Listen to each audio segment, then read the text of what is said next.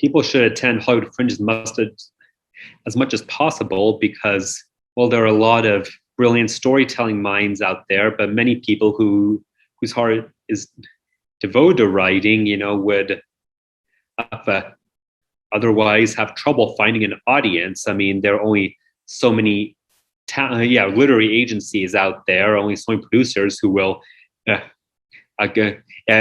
have, and they have so many things to choose from. They can only pick a select few of the scripts, a select few plays, which means a lot of great stuff could get potentially left by the wayside. And so things like the Hollywood Fringe Festival, which is open to all comers, would allow audience members to discover plays they might otherwise have never gotten a chance to watch because the select few literary agencies or theater producers out there, didn't give them the chance. So Hollywood Fringe Festival puts everything in the hands of the playwrights and the fans themselves. So I highly recommend all theater fans look into whatever plays might be interesting and check them out. My name is Aditya Putcha. You want to learn a little more about my new play, Mother Grace, in the Fringe Festival? Watch this video. So I was going through a really awful time of my life in 2016, perhaps an emotional low point, even though I've been building up that exact point for decades. And then it was basically had to take a break from all of society, the world around me. And during that time of isolation, I was thinking this needs to be my second play.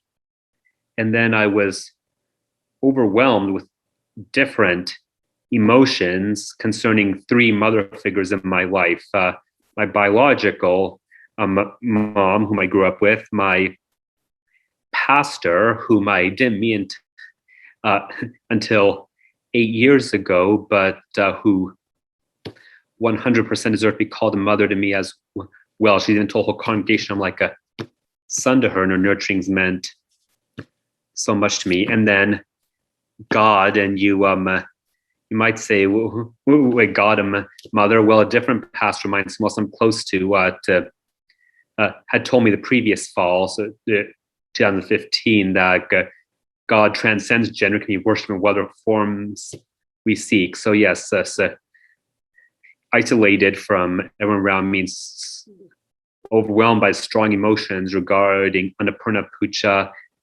Pastor Lynn, and Mother God, I thought, okay, let's come up with this play. And Elise had told me the first step to writing a play is come up with the key scenes, maybe 4 of them, and then think about constructing the narrative together. So I came up with a handful of scenes with the main character Linus in different stages of his life, and there have been a lot of revisions since then, but something which I couldn't be prouder. So you have this guy Linus. He's a pastor in his mid-40s, and when we first meet him, he's counseling a 20-year-old girl in the congregation who's going through a horrific time. And Linus seems like the most amazing, loving pastor. And then the story becomes particularly moving when you find out the physical, emotional, and sexual abuse he dealt with as a boy. We see in flashbacks. And then so is to think of, wow, after what he's been through, this is where he is now. God's love really can do magic, but we don't know everything. And oh boy, with some bombshells come and might make you have a crisis of faith. Sure does him. And even if it doesn't, it's sure as heck going to lead to a lot of spirited and maybe hostile, violent discussions. I want the audience to be able to, or to have a desire to debate, not necessarily have a strong view one way or the other, because it is a very tough, unanswerable question, but at least want the audience to really want to talk about how much you can judge a person by that person's past. the tagline for this play is what it says on the poster is even, how much can you judge someone by his worst day?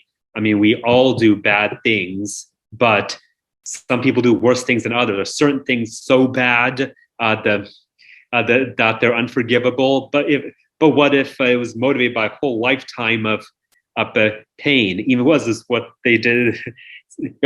Is that still no excuse? But if it isn't, does that mean that affects how we see them forever? Can people not be redeemed? If they can, what is it to take? And what if they acknowledge it's wrong? I mean, there are so many factors that go into how much you can overlook a person's past, how much you think, how much you let influence your viewpoint on them in the present day. And I really try to get my play to attack that question from all fronts. I challenge on all cylinders. I'm going to want the audience afterwards feeling stimulated, ready to discuss that for hours on end with whomever they came to watch Mother Grace with. People should go to my play at the Hollywood Fringe Festival, because I don't think you'll ever find another play which combines BDSM, Christianity, and the Me Too movement. That's my somewhat comical answer. As far as a more serious answer, I don't think you'll find a play that more challenges your viewpoints about this world, more inspires up a rigorous discussion, draining discussion, even though it's a hard place to sit through, full disclosure, because of the considerable amount of serious subject matter. It is also a very important experience for everyone. I look forward to the actors having gone all the guidance they have from Stephen and from the writer here, performing their hearts out, giving giving performances of which I'd be incredibly proud. And also, this Inversion was a comedy, is a comedy drama, so I could count on laughs telling me how the audience felt. Obviously, it's harder with drama, but I'm hoping to see moved looks, tears even on audience members' faces. Some people told me that's how I felt after the reading last year. I can't imagine how they feel following an actual performance with the actors interacting in the same space. So, yeah, short answer to your question, I hope not be moved by the performers, but get signals that the audience is also, I'd love for my play to have that effect. Even though I allude the subject matter earlier, I will say when I first wrote it, I was saying I want to write a play which illustrates both the healing power of Christianity and the salacious allure of BDSM. And of course, many people commented that they never heard of those two things be combined in one play. But then, in terms of making a more compelling art, giving it more of a purpose, it was revised a lot over the years, and the process wound up being something that is very timely, coming out a couple years after the Me Too movement, and so it combines a lot of very powerful, very significant themes. It promises it's one of a kind, and you're really going to love it. My name is Aditya Putcha. You can join my conversation about Mother Grace and the Fringe Festival. Come to the festival, and I'll see you there.